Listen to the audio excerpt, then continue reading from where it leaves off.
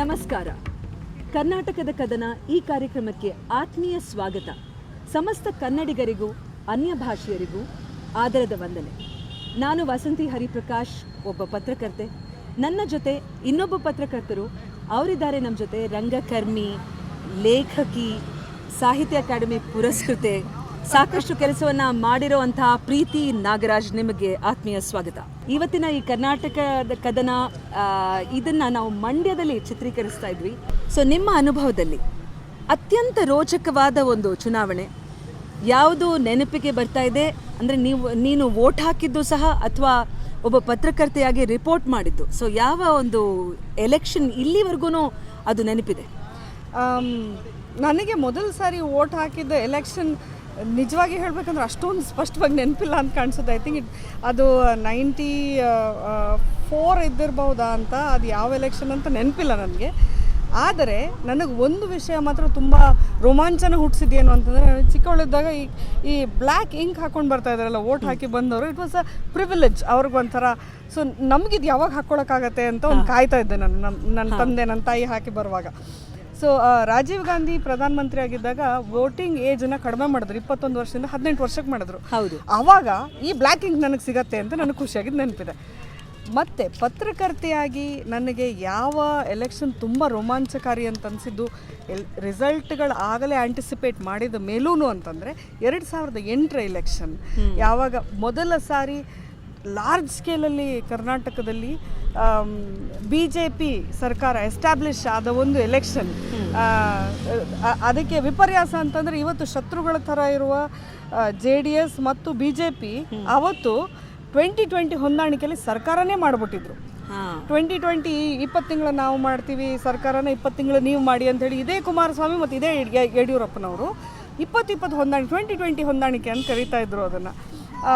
So ಒಂದು ಥರದ್ರಲ್ಲಿ ಪ್ರೀತಿ, ನೀನು ಹೇಳಿದ ಹಾಗೆ ಇದನ್ನು ಯೋಚನೆ ಮಾಡಿದರೆ BJP ಬರೋಕ್ಕೆ ಕಾರಣ, ಈ ದಕ್ಷಿಣ ಭಾರತದಲ್ಲಿ ಕರ್ನಾಟಕದಲ್ಲಿ ಕಮಲದ ಹೂವು ಅರಳೋಕ್ಕೆ ಕಾರಣನೇ JDS ಒಂಥರದ್ರಲ್ಲಿ. ಡೆಫಿನೆಟ್ಲಿ, ಅದರಲ್ಲಿ ಯಾವ ಅನುಮಾನನೂ ಇಲ್ಲ. JDS ಅಕಸ್ಮಾತ್ 2020 ಹೊಂದಾಣಿಕೆ ಧರಮ್ ಸಿಂಗ್ ಅವ್ರನ್ನ ಕೆಳಗಿಳಿಸಿ ಅವರ ಎಕ್ಸ್ಟರ್ನಲ್ ಸಪೋರ್ಟನ್ನು ವಿಡ್ರಾ ಮಾಡ್ಕೊಂಡು, ಅವರ ಸಪೋರ್ಟನ್ನು ವಿಡ್ರಾ ಮಾಡಿಕೊಂಡು ಧರಮ್ ಸಿಂಗ್ ಅವ್ರನ್ನ ಕೆಳಗಿಳಿಸಿ JDS ಮತ್ತು BJP ಹೊಂದಾಣಿಕೆ ಮಾಡಿದ ಸರ್ಕಾರ ಅಕಸ್ಮಾತ್ ಏನಾದರೂ 20 ತಿಂಗಳ ನಂತರ JDS ಅಧಿಕಾರ ಹಸ್ತಾಂತರ ಮಾಡಿದಿದ್ರೆ BJPಗೆ, 20 ತಿಂಗಳಲ್ಲಿ BJP ಸರ್ಕಾರ ಏನು ಮಾಡ್ತಾಯಿದ್ರು ಅಂತ ಅನ್ನೋದ್ರ ಬಗ್ಗೆ ನಮಗಿನ್ನೂ ಸ್ಪಷ್ಟವಾಗಿ ಗೊತ್ತಿಲ್ಲ.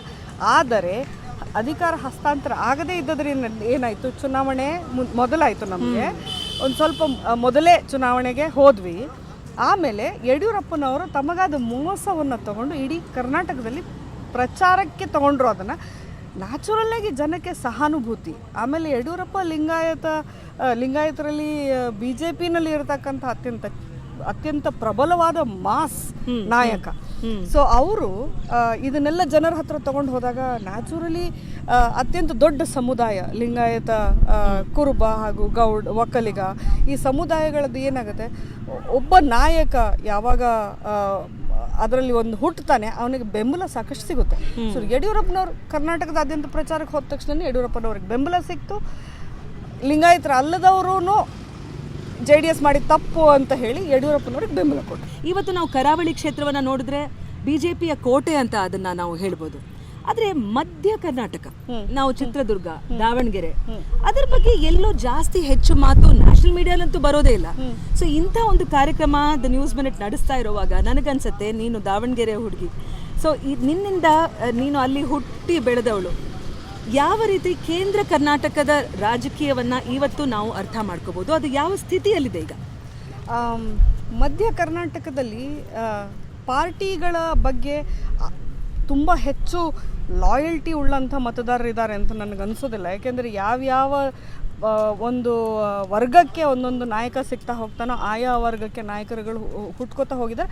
ಆಯಾ ವರ್ಗ ಅವರವರ ನಾಯಕರಿಗೇ ವೋಟ್ ಹಾಕ್ತಾ ಹೋಗಿದ್ದಾರೆ. ಇದು ಜನತಾದಳದಲ್ಲಿ ಪಟೇಲ್ರು ಇದ್ದಿರ್ಬೋದು, ಆಮೇಲೆ BJPಯಲ್ಲಿ ಯಡಿಯೂರಪ್ಪನವ್ರು ಇದ್ದಿರ್ಬೋದು, ಕಾಂಗ್ರೆಸ್ನಲ್ಲಿ ವೀರೇಂದ್ರ ಪಾಟೀಲ್ರು ಇದ್ದಿರ್ಬೋದು, ಬೊಮ್ಮಾಯಿ ಇದ್ದಿರ್ಬೋದು, MP ಪ್ರಕಾಶ್ ಇದ್ದಿರಬಹುದು. ಸೊ ಮುಖ್ಯವಾಗಿ ಏನು ಅಂತಂದರೆ, ಮಧ್ಯ ಕರ್ನಾಟಕದಲ್ಲಿ ಹಿಂದುತ್ವ ಅಂತನ್ನುವಂಥ BJPಯ ಅಜೆಂಡಾ ಅಷ್ಟು ಮಟ್ಟಿಗೆ ರ್ಯಾಡಿಕಲ್ ಆಗಿ ವರ್ಕ್ ಆಗೋದಿಲ್ಲ. ಅಲ್ಲಿ ಏನಾಗುತ್ತೆ ಅಂತಂದರೆ ಆ ಒಂದು ಪಾರ್ಟಿಯನ್ನು ಪ್ರತಿನಿಧಿಸುವಂತಹ ಒಬ್ಬ ನಾಯಕ ಆ ವರ್ಗಕ್ಕೆ ಹತ್ತಿರ ಆಗಿರಬೇಕು, ಆ ವರ್ಗದಿಂದ ಬಂದವನಾಗಿರಬೇಕು. ಸೊ ಅವರಿಗೇನು ಅಂದರೆ access to the leader is very important. ಹಾಗಾಗಿ ಅಲ್ಲಿ ಬಿ ಜೆ ಪಿಯ ಹುಟ್ಟು ಅಥವಾ ಬಿ ಜೆ ಪಿಯ ಪ್ರಗತಿ ಅಥವಾ ಬಿ ಜೆ ಪಿ ಒಂದು ಭದ್ರಕೋಟೆ ಅಂತ ಹೇಳುವಂಥ ಸಂದರ್ಭ ಇಲ್ಲವೇ ಇಲ್ಲ. ಏಕೆಂದರೆ ನಾಳೆ ಲಿಂಗಾಯತರಲ್ಲಿ ಇನ್ನೊಬ್ಬ ಹೊಸ ನಾಯಕ ಹುಟ್ಕೊಂಡ ಅಂತಂದರೆ ನ್ಯಾಚುರಲಿ ಮಧ್ಯ ಕರ್ನಾಟಕ ತಮ್ಮ ಲಾಯಲ್ಟಿನ ಅವ್ರಿಗೆ ಪ್ಲೆಜ್ ಮಾಡ್ತಾರೆ. ಅಥವಾ JDS ತಮ್ಮ ಒಂದು ಈಗಿರುವ ಒಂದು ವ್ಯಾಕರಣ ಏನು ಫ್ಯಾಮಿಲಿ ಪಾಲಿಟಿಕ್ಸ್ ಇದನ್ನೆಲ್ಲ ಬಿಟ್ಟು ಇದನ್ನು ಡೆಮೋಕ್ರಟೈಸ್ ಮಾಡಿಬಿಟ್ರೆ ಅಲ್ಲಿನೂ ನಾಯಕರು ಹುಟ್ಕೋತಾರೆ. ಮಂಡ್ಯದ ಬಗ್ಗೆ ಒಂಚೂರು ಮಾತಾಡೋಣ. ಇಲ್ಲಿನ ನಾವು ಬೆಳಗ್ಗಿಂದ ನಾನು ನೀನು ಇಲ್ಲಿ ಸಾಕಷ್ಟು ಜನರನ್ನ ಮಾತಾಡ್ಸಿದ್ದೀವಿ. ಸೊ ಬೆಂಗಳೂರಿನಲ್ಲಿ ಇರೋರು ಅವ್ರೇನು ಅನ್ಕೋತಾರೆ, ಸುಮಲತಾ ಎಷ್ಟೋ ಜನ ವಸಂತಿ ಸುಮಲತಾ ಅಂಬರೀಷ್ ಬರೋದು ನಿಶ್ಚಿತ ಗ್ಯಾರಂಟಿ ಅಂತ ಒಂದು ಮಾತು. ಅದರಲ್ಲಿ ಯಾರೋ ಸ್ವಲ್ಪ ಜನ ಎಕ್ಸಿಟ್ ಒಂಥರ ಪೋಲ್ ಅದಕ್ಕೆ ಮಾಡಿ ಎಲ್ಲ ಅದು ಸರ್ವೆ ಮಾಡಿದ್ದೀವಿ ಅವರೇ ಗೆಲ್ಲೋದು ಅಂತ ಒಂದು ಕಡೆ ಭಾವನೆ. ಆದರೆ ನನಗೆ ಹಾಗೆ ಇಲ್ಲಿ ಗ್ರೌಂಡ್ ಮೇಲೆ ಯಾವಾಗಲೂ ಅದಕ್ಕೇನೆ ಗ್ರೌಂಡ್ ರಿಪೋರ್ಟಿಂಗ್ ಎಷ್ಟು ಮುಖ್ಯ ಅನ್ನೋದಕ್ಕೆ ಇದೊಂದು ಸಾಕ್ಷಿ. ಇಲ್ಲಿ ಬಂದಾಗ ನನಗೆ ಆ ಭಾವನೆ ಬರ್ತಾ ಇಲ್ಲ, ಬೇರೆ ಥರ ಕಾಣಿಸ್ತಾ ಇದೆ. What is your reading? ಕುಟುಂಬ ರಾಜಕಾರಣ ಈ ಕಾನ್ಸೆಪ್ಟೇ ಇದೆಯಲ್ಲ, ಇದನ್ನು ತುಂಬ ಎಲೀಟ್ ಕಾನ್ಸೆಪ್ಟ್ ಅಂತ ಹೇಳ್ಬೋದು. ಇದು ಸಾಮಾಜಿಕವಾಗಿ ಸೋಷಲಿಸ್ಟಿಕ್ ಆಗಿ ತುಂಬ ಸಿಗ್ನಿಫಿಕೆಂಟ್ ಕಾನ್ಸೆಪ್ಟ್ ಆದ್ರೂ ಇದು ಈ ಒಂದು ಸ್ವಲ್ಪ ಸೆಮಿ ಅರ್ಬನ್ ಕಾಂಟೆಕ್ಸ್ಟಲ್ಲಿ ನೋಡಿದ್ರೆ ಕುಟುಂಬ ರಾಜಕಾರಣ ಅಂಥ ದೊಡ್ಡ ಅಪರಾಧ ಏನೂ ಅಲ್ಲ. ಹಳ್ಳಿಯಲ್ಲಿ ಚಿಕ್ಕ ಊರುಗಳಲ್ಲಿ ಅದು ತುಂಬ ಸಹಜವಾಗಿ ಅಧಿಕಾರ ಒಂದು ಪೀಳಿಗೆಯಿಂದ ಇನ್ನೊಂದು ಪೀಳಿಗೆ ಹೋಗುವಂಥದ್ದು. ಆಸ್ತಿ ಹೋದಷ್ಟೇ ಸಹಜವಾಗಿ ಹೋಗುತ್ತೆ. ಸೊ ಹಳ್ಳಿಯವರಿಗೆ ನೀವು ಕುಟುಂಬ ರಾಜಕಾರಣ ಮಾಡ್ತಾ ಇದ್ದಾರೆ, ಒಳ್ಳೆದಾಯ್ತಲ್ಲ ಬಿಡಿ, ಅವರು ಟ್ರೈನಿಂಗ್ ಮಾಡ್ಕೊಂಡಿರೋದು ಅವ್ರ ಮೊಮ್ಮಕ್ಕಳಿಗೆ ಉಪಯೋಗ ಆಗುತ್ತೆ ಅಂತ ಯೋಚನೆ ಮಾಡ್ತಾರೆ, ಯಾಕೆ ಮಾಡಬಾರ್ದು ಅಂತ ಕೇಳ್ತಾರೆ. ಸೊ ಅದು ಒಂದು. ಎರಡನೇದು, ನಮ್ಮ ಈ ಅರ್ಬನ್ ರೀಡಿಂಗ್ ಆಫ್ ಪಾಲಿಟಿಕ್ಸ್ ಇದನ್ನು ನಾವೇನು ಮಾಡ್ತಾ ಇದ್ದೀವಿ, ಇದನ್ನು ಮೇನ್ ಸ್ಟ್ರೀಮ್ಗೆ ಪುಷ್ ಮಾಡ್ತಾ ಇದ್ದೀವಿ. ಅದು ಹಂಗಿಲ್ಲ. Urban reading of politics is very divide of facts and ground reality. ನಮಗೆ ಸಾಂಸ್ಕೃತಿಕ ನುವಾನ್ಸಸ್ ಅರ್ಥ ಆಗ್ತಲ್ಲ. ಹಳ್ಳಿಯಲ್ಲಿ ತುಂಬ ವಿಭಿನ್ನವಾದ ಪಾಲಿಟಿಕ್ಸ್ ನಡೆಯುತ್ತೆ. ಹಳ್ಳಿ ಅಷ್ಟೇ ಅಲ್ಲ, ಸೆಮಿ ಅರ್ಬನ್ ಏರಿಯಾಗೆ ನೀವು ಬಂದರೂ ಬೆಂಗಳೂರಿನ ಹೊರಗೆ ಆನೇಕಲ್ಗೆ ಹೋದ್ರೇ ನಿಮಗೆ ಬಹುಶಃ ಪಾಲಿಟಿಕ್ಸ್ ಬೇರೆ ಥರ ವರ್ಕ್ ಆಗೋದು ಕಾಣಿಸುತ್ತೆ. ಅದು ಹಿಂಗೆ ಅಂತ ರೀಡಿಂಗ್ ಎಷ್ಟೋ ಸಾರಿ ನಾವು ಮಾಡ್ಕೊಂಡಿರ್ತೀವಿ, ಸಡನ್ನಾಗಿ ಒಂದು ಸರ್ಪ್ರೈಸ್ ಹಿಂಗೆ ಸಡನ್ನಾಗಿ ನಮಗೆ ಇದು ಕಾಣಿಸ್ಲೇ ಇಲ್ವಲ್ಲ ಅಂತ ಅನ್ನೋ ಥರ. ನೀನು ಹೇಳ್ತಿರೋ ಹಂಗೆ ಸುಮಲತಾಗೆ ಫೇವರ್ ಆಗಿ ಸುಮಾರು ಸಿಚುವೇಶನ್ಸ್ ಇದೆ ಅಂತಂದು ನಾನು ಸ್ವಲ್ಪ ಎಲ್ಲರೂ ಹೇಳ್ತಾರೋ ಇರ್ಬೋದೇನೋ, ಸಿಂಪತಿ ವರ್ಕ್ ಆಗ್ಬೋದೇನೋ. ಯಾಕೆಂದರೆ ಮೊನ್ನೆ ತಾನೇ ಅವರ ಮನೆಯವ್ರನ್ನ ಕಳ್ಕೊಂಡಿದ್ದಾರೆ. ಸೊ ನ್ಯಾಚುರಲಿ ಹೆಣ್ಮಕ್ಳೆಲ್ಲ ಅಥವಾ ಇನ್ನು ಮಂಡ್ಯದ ಜನತೆ ಅವ್ರ ಕೈ ಹಿಡಿಬೋದೇನೋ. ಅಂಬರೀಷ್ ಅಂಥ ದೊಡ್ಡ ನಾಯಕರು ಅಂತಂದೆಲ್ಲ ಅಂದ್ಕೊಳ್ತಾ ಇದೆ. ಅಂಬರೀಷ್ ದೊಡ್ಡ ನಾಯಕರು ಅನ್ನೋದ್ರಲ್ಲಿ ಎರಡು ಮಾತಿಲ್ಲ.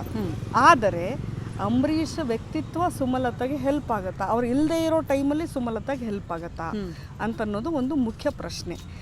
ಅದು ಆಮೇಲೆ ಇಲ್ಲಿ ಏನಾಗ್ತದೆ, JDSದು ಒಂದು ಟಿಪಿಕಲ್ ಎಲೆಕ್ಷನ್ ತಂತ್ರಗಾರಿಕೆ ಏನಿದೆ ಅಂದರೆ ಕಡೆ 3 ದಿನದಲ್ಲಿ ಅವ್ರು ಚುನಾವಣೆ ಮಾಡ್ತಾರೆ ಅಂತ. ಅಲ್ಲಿ ತನಕ ದಲ್ಲಿ keep building up the heat and the pace to face the voters.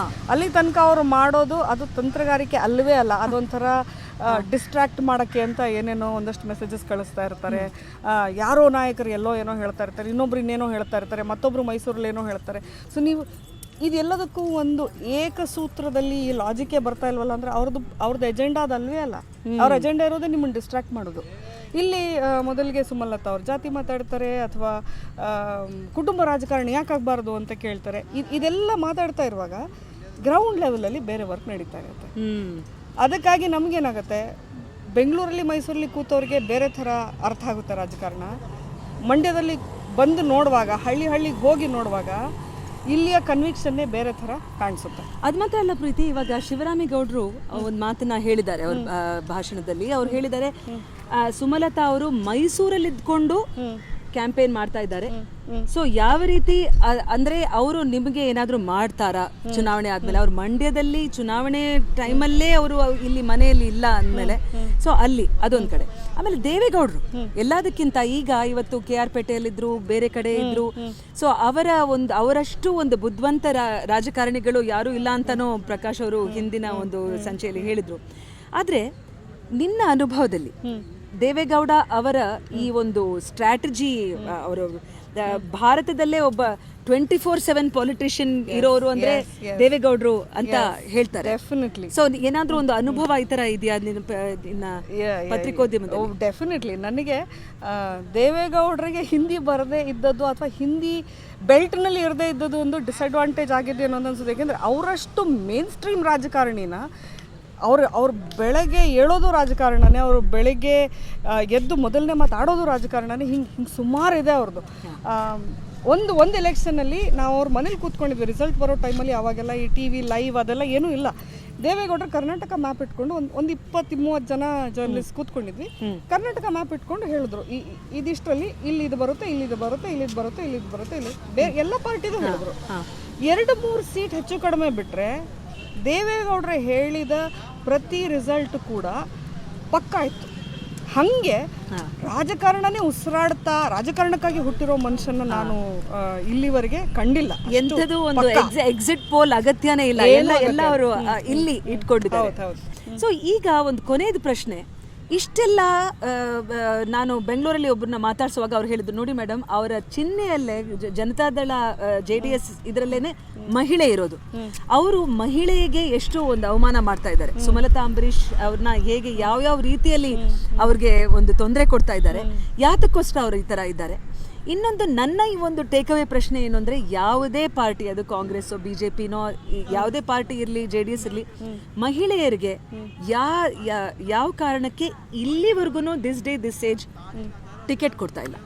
Okay, ಇದಕ್ಕೆ 2 ಹಂತದ ಉತ್ತರ ಬೇಕಾಗುತ್ತೆ. ಒಂದು, ಈ ಪಂಚಾಯತ್ ರಾಜ್ ವ್ಯವಸ್ಥೆಯಲ್ಲಿ ಮಹಿಳೆಯರಿದ್ದಾರೆ. ಇನ್ಫ್ಯಾಕ್ಟ್ ನಮಗೆ ಕರ್ನಾಟಕದಲ್ಲಿ 52-53% ರೆಪ್ರೆಸೆಂಟೇಷನ್ ಇದೆ ನಮಗೆ. ಅದು ಕಡ್ಡಾಯವಾಗಿ ಆಗಿರೋದ್ರಿಂದ ಮಹಿಳೆಯರು ಸಾಕಷ್ಟು ಜನ ಪಂಚಾಯತ್ ವ್ಯವಸ್ಥೆಯಲ್ಲಿ, ಅಂದರೆ ದ ಬೇಸಿಕ್ ಲೆವೆಲ್ ಆಫ್ ಪ್ರಜಾತಂತ್ರ ವ್ಯವಸ್ಥೆಯಲ್ಲಿ ಮಹಿಳೆಯರು ಭಾಗವಹಿಸುವಿಕೆ ನೋಡಿದ್ದೀವಿ. ಆ ಮಹಿಳೆಯರು ಏನಾಗ್ತಾ ಇದ್ದಾರೆ, ಯಾಕೆ ಮೇನ್ ಸ್ಟ್ರೀಮ್ ಪಾಲಿಟಿಕ್ಸಿಗೆ ಬರ್ತಾ ಇಲ್ಲ, ಅವ್ರು ಯಾಕೆ MLA ಆಗ್ತಾ ಇಲ್ಲ, ಅವ್ರು ಯಾಕೆ MP ಆಗ್ತಾ ಇಲ್ಲ, ಎಲ್ಲಿ ಕಳೆದು ಹೋಗ್ತಾ ಇದ್ದಾರೆ, ಬರೀ ಟೋಕನಿಸಮ್ ಅಂತ ಅನ್ನೋ ಪ್ರಶ್ನೆ ನನಗೂ ಇದೆ. ಅದು ಏನಾಗ್ತಾ ಇದೆ ಅಂತ ಅನ್ನೋದನ್ನ ನಾವು ಚೆಕ್ ಮಾಡಬೇಕಾಗಿದೆ.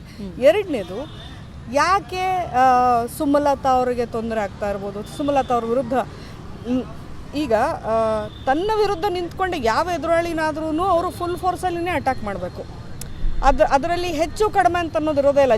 ಗಿಂಡರ್ ಅಂತೆಲ್ಲ ಏನೂ ಬರೋದಿಲ್ಲ. ನನ್ನ ಎದುರುಗಡೆ ನಿಂತ್ಕೊಂಡ್ರು ವಿರುದ್ಧ ಇದು ನಿಂತ್ಕೊಂಡಿದ್ದಾರೆ ಅಷ್ಟೇ. 2ನೇದು, ಹಾಗಾಗಿ ಸುಮಲತಾ ಅವರಿಗೆ ಒಂದಷ್ಟು ಹಾರ್ಶ್ ಮಾತುಗಳು ಕೇಳಿ ಬರ್ಬೋದು, ನಿಖಿಲ್ ಅವ್ರಿಗೂ ಒಂದಷ್ಟು ಹಾರ್ಶ್ ಮಾತುಗಳು ಕೇಳಿ ಎಲ್ಲದೂ ಆಗ್ಬೋದು. ಮತ್ತು ಇನ್ನೊಂದು ಏನಾಗುತ್ತೆ, ಯಾಕೆ ಟಿಕೆಟ್ ಯಾಕೆ ಕೊಡ್ತಾ ಇಲ್ಲ? ನನಗೆ ಅನಿಸೋ ಪ್ರಕಾರ 10 ವರ್ಷದ ಹಿಂದೆ ನಮ್ಮಲ್ಲಿ ರಾಜಕಾರಣದಲ್ಲಿ ಹೆಚ್ಚು ಹೆಣ್ಮಕ್ಳಿದ್ರು ಅನಿಸುತ್ತೆ. ಇವತ್ತು 2 ಹೆಣ್ಮಕ್ಳು ಒಂದೊಂದು ಪಾರ್ಟಿಯಿಂದ ಒಬ್ಬೊಬ್ರು ನಿಂತ್ಕೊಂಡಿದ್ದಾರೆ. JDSಯಿಂದ ಯಾರೂ ನಿಂತ್ಕೊಂಡಿಲ್ಲ. ಶೋಭಾ ಕರಂದ್ಲಾಜೆ ಮತ್ತು ವೀಣಾ ಕಾಶ್ಯಪ್ಪನವರು ಇಬ್ಬರಿಗೆ ಮಾತ್ರ ಟಿಕೆಟ್ ಇದೆ. ಇಡೀ ಕರ್ನಾಟಕದಲ್ಲಿ ಇಷ್ಟೇ ರೆಪ್ರೆಸೆಂಟೇಷನ್ ಸಾಧ್ಯ ಇರೋದು ನಮ್ಮ ಕೈಲಿ 28 ಜಿಲ್ಲೆಗೆ ಅಂತ ಯೋಚನೆ ಮಾಡಿದ್ರೆ ಕರ್ನಾಟಕಕ್ಕೆ ಇನ್ನೂ ಸಾಕಷ್ಟು ಸತ್ಯಗಳು ಅರ್ಥ ಆಗಬೇಕಾಗಿದೆ ಅಂತಂದು ಅನ್ನಿಸ್ತಾ ಇದೆ ನನಗೆ. ಮುಂದಿನ ದಿನಗಳಲ್ಲಿ ಹೆಚ್ಚು ರೆಪ್ರೆಸೆಂಟೇಷನ್ ಸಿಗ್ಬೋದು. ಈ ಪ್ರಶ್ನೆಗಳಿಗೆ, ಇದೇ ರೀತಿ ಇನ್ನಷ್ಟು ಪ್ರಶ್ನೆಗಳಿಗೆ ಉತ್ತರ ಸಿಗ್ಬೋದಾ? ಇದನ್ನು ಅರ್ಥ ಮಾಡ್ಕೊಳ್ಳೋದು ಹೇಗೆ? ಇದೇ ಒಂದು ಧ್ಯೇಯ ಕರ್ನಾಟಕದ ಕದನ ಈ ಕಾರ್ಯಕ್ರಮದ್ದು. ಇದನ್ನು ಪ್ರಸ್ತುತಪಡಿಸೋದಕ್ಕೆ ನನಗೆ ಬಹಳ ಸಂತೋಷ.